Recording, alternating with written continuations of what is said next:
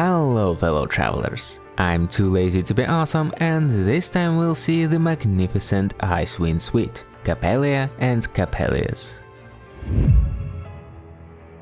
This time we have two boss fights in one, and you will be able to choose which of them you want to do. Remember that Coppelia wields the power of Animo and is charged with Usia, the Dark Arche, hence she will grant you Animo crystals and dark components as rewards. Likewise, Coppelius wields Cryo and is charged with Pneuma, the Light Arche, so his rewards will contain Cryo crystals and light components. Easy to remember. If you accidentally pick the wrong version, don't worry because you can simply get out of arena to reset the fight and pick the other one. No matter which version you pick, you'll have to face both of them anyway, but the couple is considered a single enemy. They have shared health bar, and even though your debuffs will be shown only on the main mech you picked, they will work for both of them, so it doesn't matter which one you attack during the fight. But it also means that your AoEs won't deal double damage either. Again, despite of the version, Icewind Suite not only uses Animo and Cryo attacks, but also takes less damage from these elements because of their increased resistance to them. Moreover, the show always starts with a short introduction, during which they as usual have huge resistance bonus, so use this time for setup or just wait instead of wasting damage. The most difficult part about this fight is that you have to stop watching their dance and remember that you actually came here for a fight, and the dance you'll see is what changes based on the version you picked.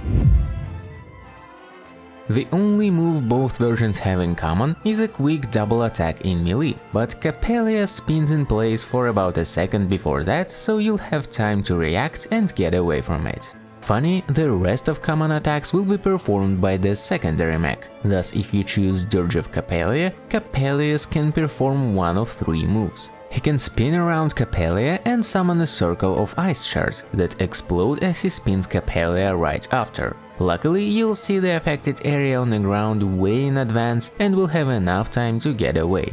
If they both start spinning, Coppelius will summon a row of icicles at your position. This attack will aim at where you were right after it started, so you have plenty of time to just move away. Note that Coppelius releases small AoE around himself as well, so don't stay too close. If you stay far away, however, with the similar wind-up, Coppelius will instead quickly release multiple icicles in a cone aiming at you. You can either dash through them or get even further away to avoid damage. Attacks in Nemesis of Coppelius are very similar and also have distinctive wind-ups. You might again see the couple spinning with a close-range AoE that you'll simply have to get away from. Coppelius can also throw Coppelia at your position. It's easy to get out of its AoE, but note that Coppelia then returns, moving in an arc slightly to the right, so it's better to dash backwards or to the left to not get hit by this part as well. And if you stay too far, Coppelia will shoot 3 Anima orbs at you. The first one aims directly at your position, but the other 2 specifically aim slightly away, so you would bump into them after dodging the first one. You can either control your dash with movement keys to not get too far left or right from your initial point, or just dash through the first orb to avoid damage. After 4 common moves, the show reaches its climax. Both versions are again very similar, so let's start with Coppelia's one. Icewind Suite gets back in the center and summons 3 moving whirlwinds around. Coppelia then stays in the center, periodically releasing AoEs around herself. Meanwhile, Coppelius slides behind you and releases 2 cryo waves at you, then returns to the center, dealing cryo damage around his path. This whole sequence repeats 3 times, then fight returns to its normal pace. During climax, Coppelia will be charged with Usia energy that grants her extra resistance. If you hit her with Pneuma imbued attacks, this buff will be removed for the current cycle, but she will reapply it at the start of the next one. And if you hit her with Pneuma attacks 3 times, this will stun Coppelia and interrupt this stage prematurely. The best way to deal with this whole thing is to rush to the edge of arena.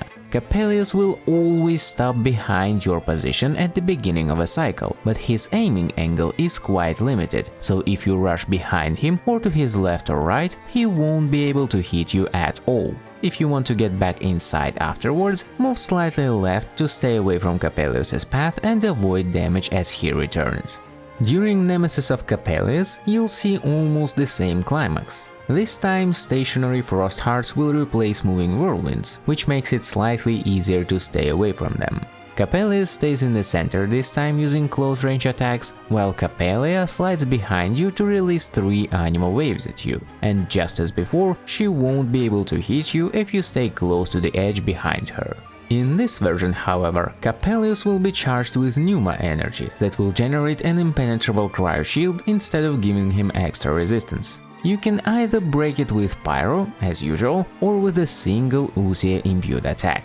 And again, this whole sequence repeats 3 times unless you interrupt it by stunning Coppelius with 3 Usia hits, after which, in both versions, Icewind Suite will get back to using simple attacks.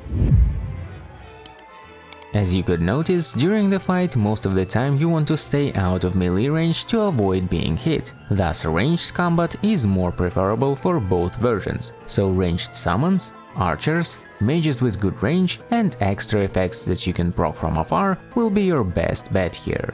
My personal favorite team is Raiden Hyperbloom, but it's not very free-to-play friendly, so feel free to stick to any other option I named if you can't use this one. They all work great.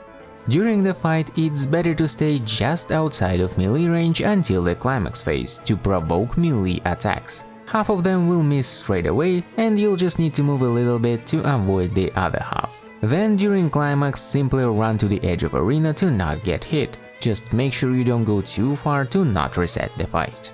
Using Ake to interrupt the climax phase early is not really viable so far, due to lack of available Fontaine characters. So right now, it's only good for breaking Cryo Shield in Coppelius' version if you don't use Pyro or removing resistance buff from Coppelia. But it's much better to just bring a good team instead if you can't make them around necessary Ake characters.